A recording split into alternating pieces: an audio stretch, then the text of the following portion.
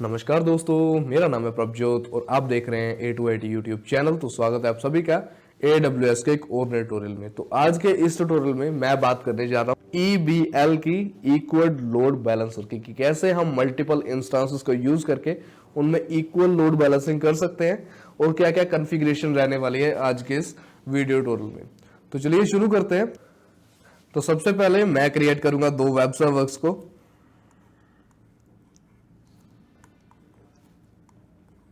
और उसके बाद इन दोनों वेब सर्वर्स पे मैं कॉन्फ़िगर करूंगा IIS सर्विस को। उसके बाद इन दोनों वेब सर्वर्स को हम कनेक्ट करेंगे इक्वल लोड बैलेंसर के साथ।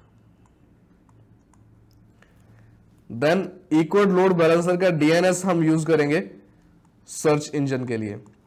तो जैसे भी कोई भी यूजर पर्टिकुलर इस DNS से सर्च करेगा तो इक्वल लोड बैलेंसर क्या करेगा कि कभी ट्रैफिक अपने पहले वाले सर्वर पे सेंड करेगा, कभी सेकंड सर्वर पे सेंड करेगा, ताकि इन दोनों किसी भी सर्वर्स में से किसी एक पर ज्यादा लोड ना आए और इस तरह से वर्क करेगा हमारा इक्वल लोड बैलेंसर। तो चलिए देखते हैं कि सबसे पहले कैसे कॉन्फ़िगर कर सकते हैं हम अपने सर्वर्स को IIS सर्विस के साथ, और उसके बाद कैसे हम इक्वल लोड बैलेंसर को कॉन्फ़िगर कर सकते हैं इन सर्वर्स में और कैसे यह फंक्शनैलिटी परफॉर्म होती है। तो चलिए शुरू करते हैं आज के इस वीडियो ट्यूटोरियल को। इस वीडियो को लाइक करें। लेटेस्ट टेक्निकल वीडियोस देखने के लिए हमारे चैनल A2IT ऑनलाइन को सब्सक्राइब करें, बेल आइकन को दबाना ना भूलें। तो सिंपली ओपन कर लीजिए अपने सिस्टम में AWS को, और यहाँ पे हम चलते हैं दोबारा से EC2 इंस्टांसेस में, ताकि हम न्यू इंस्टांस को क्रिएट कर सकें और उसके बाद उन इंस्टांसेस को आपस में ऐड करके उन पे अप्लाई कर सकें इक्वल लोड बैलेंसिंग। तो चलिए सबसे पहले क्रिएट कर लेते हैं 2 इंस्टांसेस को। तो सिंपली इंस्टांस में मैं क्लिक करता हूँ और यहाँ पे क्लिक करते हैं लॉन्च इंस्टांस पे।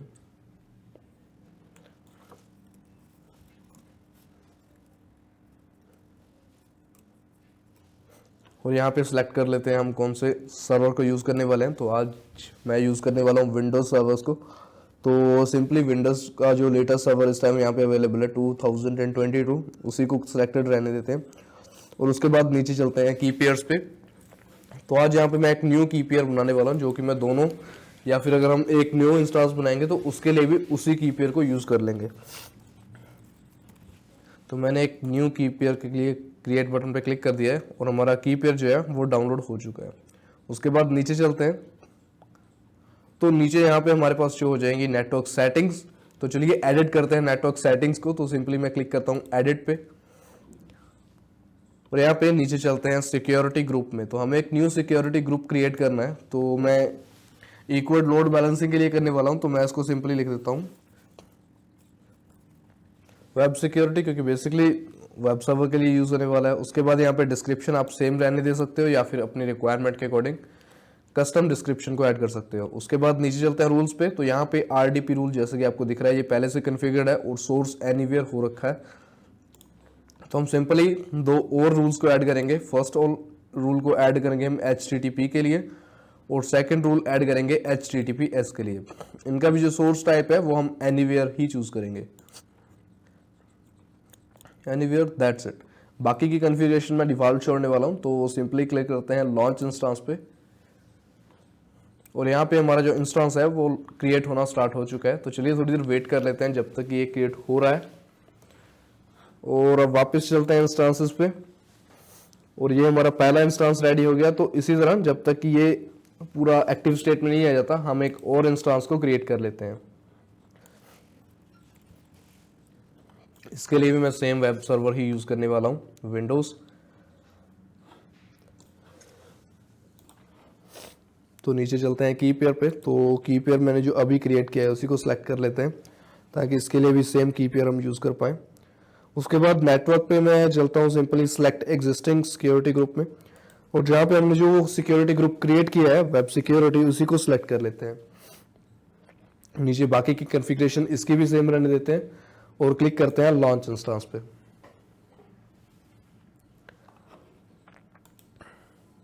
तो यह हमारे दोनों वेब सर्वर्स रेडी हो चुके हैं। तो चलिए स्टार्ट करते हैं कॉन्फ़िगरेशन अपने फर्स्ट सर्वर से, जो कि फिलहाल रनिंग स्टेट में है, रेडी टू यूज हो चुका है। तो सिंपली मैं इसको सिलेक्ट करके क्लिक करते हैं कनेक्ट पे, और यहाँ चलते हैं RDP क्लाइंट पे, और सबसे पहले मैं डाउनलोड कर लेता हूँ रिमोट डेस्कटॉप फाइल को, जिसकी हेल्प से मैं इसको ओपन करूंगा। उसके बाद क्लिक करते हैं गेट पासवर्ड पे, और यहाँ पे अपलोड कर देते हैं हमने जो पासवर्ड के लिए फाइल क्रिएट की है, ये वाली ओपन।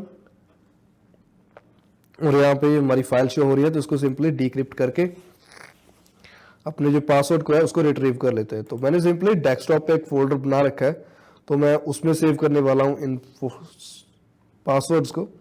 तो मैं रेकमेंड करूँगा कि आप भी किसी एक पर्टिकुलर स्पेस में इनके जो पासवर्ड्स रहेंगे हमारे सर्वर के, उनको सेव करके रख लें, ताकि इन फ्यूचर आपको उसमें वहीं से रिट्रीव करके यूज कर पाए।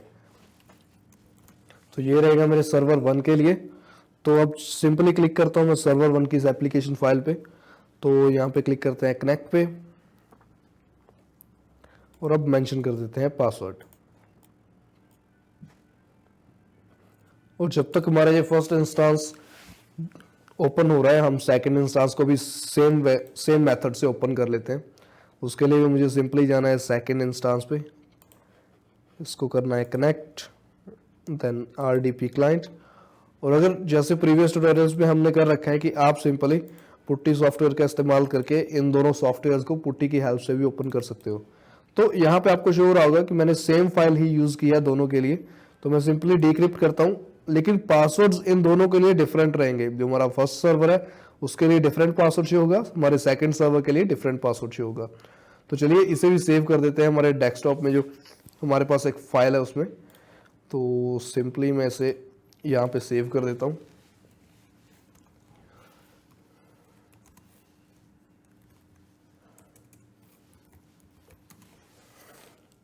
तो वापस से चलते हैं अपने इंस्टेंसेस पे। तो यहाँ पे मैं क्लिक करता हूँ सेकंड एप्लीकेशन फाइल पे, जो कि हमारे सेकंड इंस्टेंस को ओपन करेगी। तो सिंपली इस पे कनेक्ट पे क्लिक कर देता हूँ मैं, और यहाँ पे सेकंड इंस्टेंस का पासवर्ड एंटर कर देते हैं, यस।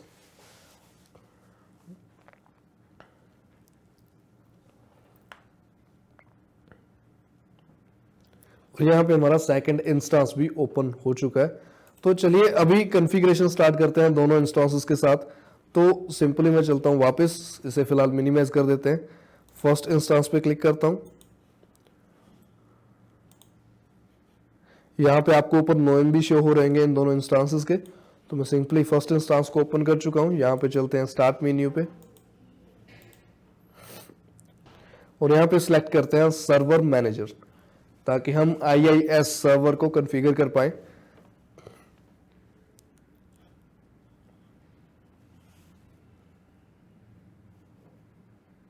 तो बैकएंड में मेरे ख्याल से मुझसे गलती से कंट्रोल पैनल पे भी क्लिक हो गया था, तो वो भी बैकएंड पे ओपन हो चुका है। तो नोट एन इश्यू, उसको बाद में बंद कर देंगे।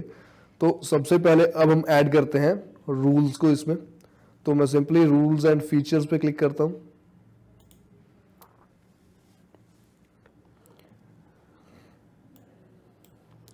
और यहां पे क्लिक करते हैं नेक्स्ट पे, फिर से next, once again hard disk के लिए। तो हम फिलहाल इसी सिस्टम की हार्ड डिस्क को यूज करने वाले हैं, तो मैं इनको चेंज नहीं करने वाला हूं। तो यहाँ पे हमें सर्विसेज शो हो गई हैं, तो हमें सिंपली IIS सर्विस के साथ कॉन्फ़िगर करना है इन सर्वर्स को। तो मैं सिंपली इस सर्विस को यहाँ पे ऐड फीचर पे क्लिक करके इस सर्विस को ऐड कर देता हूँ, और चलते हैं नेक्स्ट पे, और चलते हैं नेक्स्ट पे।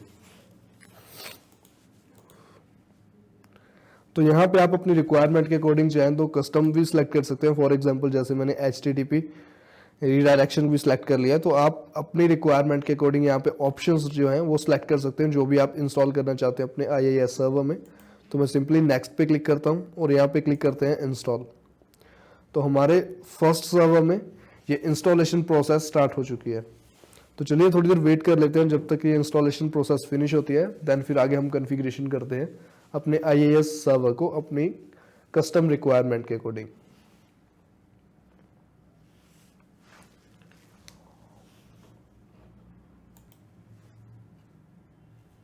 और आप अगर चाहें तो यहाँ पे डायरेक्टली क्लोज भी कर सकते हैं। ये जब तक आपका इंस्टेंस चल रहा है, बैकएंड में सर्वर चल रहा है, तो ये फीचर ऑटोमेटिकली इंस्टॉल हो जाएगा। तो हम एक काम करते हैं, हम सिंपली जो हमारा IIS सर्वर के लिए नेक्स्ट स्टेप रहने वाला है उसको मॉडिफाई कर लेते हैं। तो मैं सिंपली फाइल मैनेजर पे क्लिक करता हूँ, और यहाँ पे चलते हैं दिस पीसी में, और हमारे पास सी ड्राइव है यहाँ पे, तो सी में जाके हमें एडिट करना है यहाँ पे netpub को। तो मैं सिंपली इसमें क्लिक करता हूँ www रूट फोल्डर को, और यहाँ पे जो हमारे पास दो पर्टिकुलर फाइल्स दे रखी हैं इन्हें मैं करता हूँ डिलीट, और यहाँ पे एक न्यू फाइल क्रिएट करते हैं अपने वेब सर्वर के लिए। तो मैं सिंपली सिंपल टेक्स्ट डॉक्यूमेंट को यहाँ पे ऐड करने जा रहा हूँ, और यहाँ पे सिंपली एंटर कर देंगे कुछ अल्फ़ाबेट्स जिससे हमें आइडेंटिफाई हो जाए कि ये हमारा सर्वर फर्स्ट है।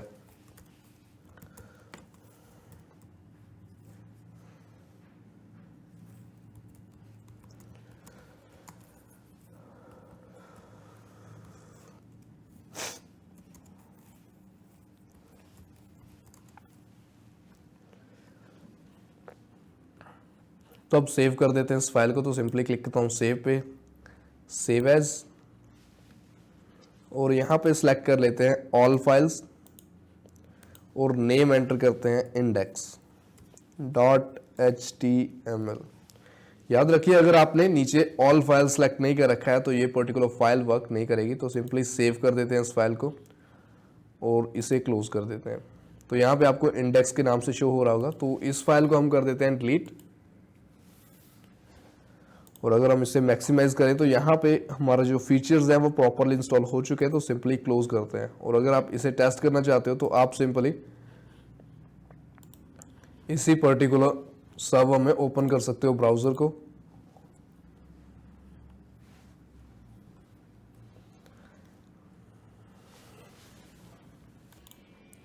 और आप यहाँ पे सिंपली सर्च कर सकते हैं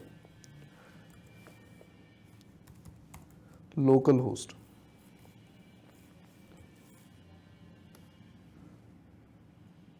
एंटर।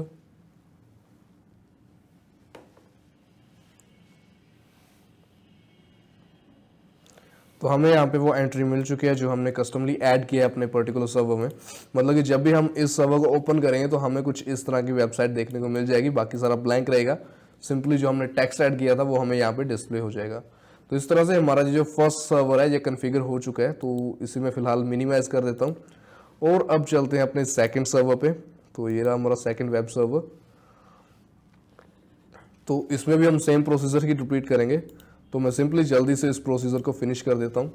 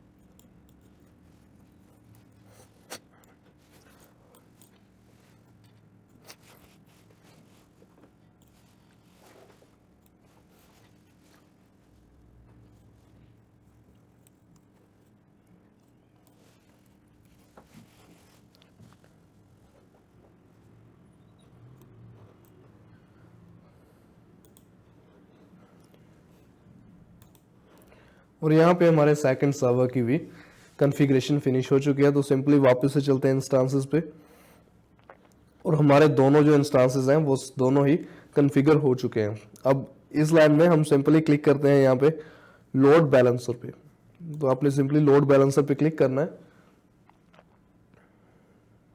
और कुछ इस तरह का इंटरफेस हमें देखने को मिल जाएगा। तो फिलहाल यहाँ पे कोई भी लोड बैलेंसर शो नहीं हो रहा है क्योंकि मैंने अभी तक कोई क्रिएट नहीं कर रखा। तो सिंपली एक न्यू लोड बैलेंसर को क्रिएट करते हैं। तो आपके पास यहाँ पे तीन ऑप्शंस है कि आप लोड बैलेंसर को किस तरह यूज करना चाहते हो।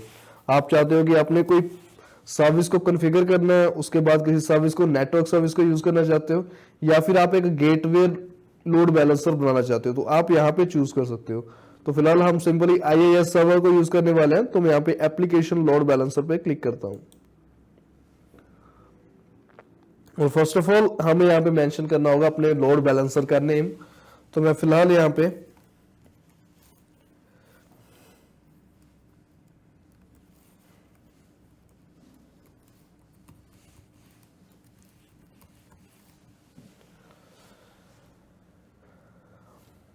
EBL मल्टी सर्वर नाम दे रहा हूँ। और उसके बाद नीचे चलते हैं तो यहाँ पे हमारे पास ऑप्शन है इंटरनेट फेसिंग की या फिर इंटरनल की। तो हम सिंपली इंटरनेट फेसिंग से जाएंगे ताकि हम कहीं भी इसको एक्सेस कर पाए।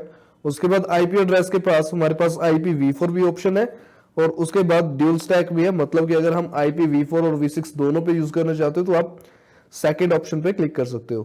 तो अब चलते हैं नीचे नेटवर्क मैपिंग के। तो यहाँ पे हमें मेंशन करना होगा कि हमारे जो इंस्टांसेस है वो किस किस रिलीजन में है या फिर किस किस स्पेस पे है। तो सिंपली फिलहाल चेक कर लेते हैं इस चीज को दोबारा से। तो मैं सिंपली इंस्टांसेस को एक अलग से वेब पेज में ओपन कर लेता हूं। इंस्टांसेस पे क्लिक करते हैं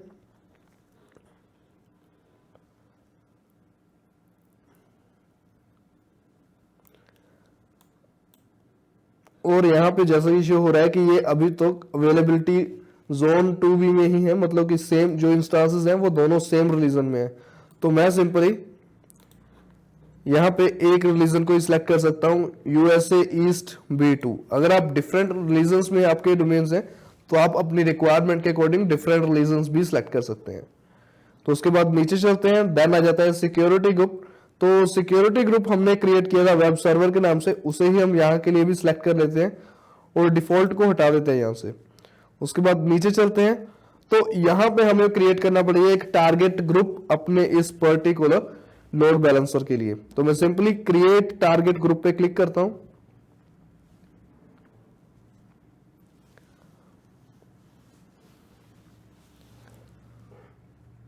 और यहाँ पे एक न्यू टारगेट ग्रुप को क्रिएट करते हैं। तो मैं सर्वर्स को यूज करने वाला हूं, इंस्टांसेस को, तो इंस्टांसेस पे टिक रहने देते हैं। उसके बाद नीचे चलते हैं तो टारगेट ग्रुप का नाम देना पड़ेगा यहाँ पे।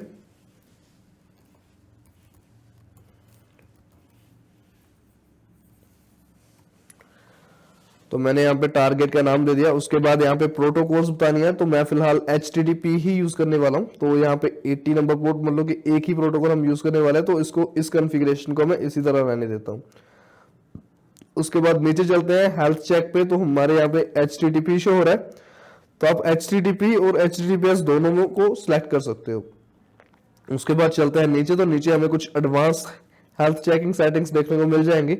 बाय डिफॉल्ट ये कॉन्फ़िगर्ड है, लेकिन अगर आप रिक्वायर चाहते हैं कि आप कस्टमली इन सभी को कॉन्फ़िगर करें तो आप अपनी रिक्वायरमेंट के अकॉर्डिंग वैल्यूज को यहाँ पे ऐड कर सकते हैं। नेक्स्ट नीचे टैग्स की ऑप्शन है, उसके बाद नेक्स्ट पे। तो यहाँ पे नेम में कुछ एरर आ रहा है, ओके, तो मैं इसको रिमूव कर देता हूँ अंडरस्कोर को और सिंपली नेक्स्ट पे क्लिक करते हैं दोबारा से। तो हमारा टारगेट रजिस्टर हो चुका है, लेकिन हमें रजिस्टर करने पड़ेंगे अपने इंस्टांसेस जो जो हम इस पर्टिकुलर टारगेट में ऐड करना चाहते हैं। तो यहाँ पे हमारे पास अभी सिर्फ 2 ही इंस्टांसेस है, तो दोनों यहीं पे शो कर रहा है। तो मैं एक एक करके दोनों को ऐड कर देता हूं। पहले को सिलेक्ट किया, इंक्लूड एज पेंडिंग बिलो पे क्लिक करते हैं और ये यहाँ नीचे ऐड हो गया। सिंपली सेकंड पे भी क्लिक करते हैं और उसे भी नीचे ऐड कर देते हैं। यहां पे दोनों इंस्टांसेस हमारे ऐड हो चुके हैं और अब क्लिक करते हैं क्रिएट टारगेट ग्रुप पे।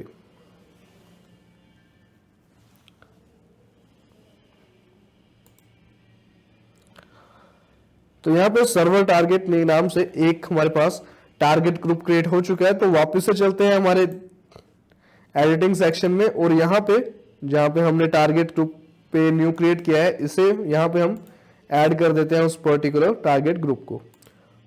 तो आप यहां से रिफ्रेश कर सकते हैं और यहां पे नीचे शो हो जाएगा। तो ये हमने ऐड किया है अभी, तो सिंपली मैं इस पे क्लिक करता हूं और उसके बाद नीचे चलते हैं। तो नीचे अभी आपके पास टैग्स की भी ऑप्शन है और उसके बाद यहाँ पे कुछ बेसिक आपको कॉन्फ़िगरेशन उन्होंने बता रखी है। उसके बाद सिक्योरिटी ग्रुप की अगर आप सेटिंग चेंज करना चाहते हो या फिर नेटवर्क की चेंज करना चाहते हो तो आप यहां से कर सकते हो इस पर्टिकुलर लोड बैलेंसर की।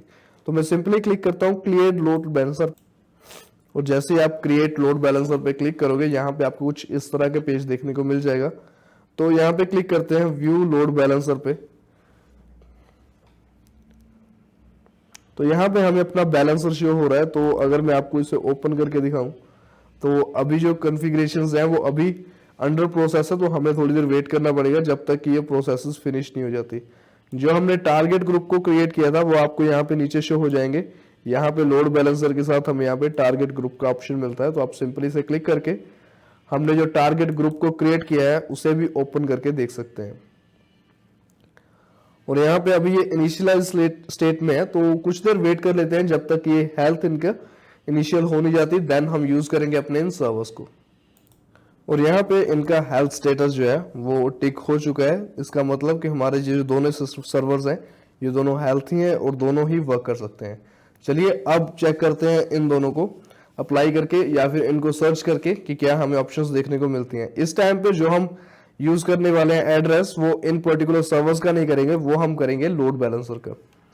तो बेसिकली जब हम सर्च करते हैं किसी पर्टिकुलर इंस्टेंस को तो हम सिंपली उसका यूज करते हैं पब्लिक डीएनएस या पब्लिक उसका आईपी एड्रेस।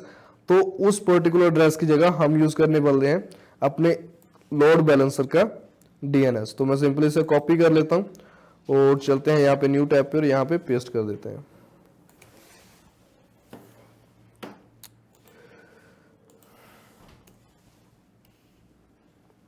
और जैसा आपको यहाँ पे शो हो रहा है कि हमें ये एक सर्वर देखने को मिल देगा, तो मैं सिंपली इसे रिफ्रेश करता हूं और यहाँ पे सेकंड सर्वर भी देखने को मिल जाएगा आपको। इसका मतलब कि हमारी जो लोड बैलेंसिंग है वो सक्सेसफुली रन हो रही है। मैंने कोई आईपी एड्रेस या यहाँ पे डीएनएस चेंज नहीं किया, मैं सिंपली इस पेज को रिफ्रेश कर रहा हूँ तो ये लोड बैलेंसर ऑटोमेटिकली कभी ट्रैफिक को सर्वर 1 पे ट्रांसफर कर रहा है और कभी सर्वर 2 पे।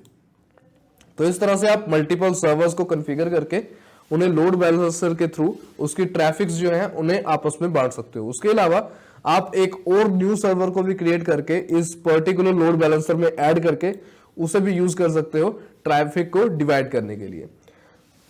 तो इस तरह से हम लोड बैलेंसर को यूज करके मल्टीपल इंस्टेंस को या मल्टीपल वेब सर्वर्स को हम एक साथ कॉन्फ़िगर कर सकते हैं ताकि हमारा जो लोड है वो इक्वली बैलेंस हो हर एक सर्वर पे और हमारी जो सर्विसेज हैं वो प्रॉपर्ली वर्क करें। तो चलिए आज के इस ट्यूटोरियल में इतना ही, मिलते हैं नेक्स्ट ट्यूटोरियल में कुछ नए आइडियाज के साथ।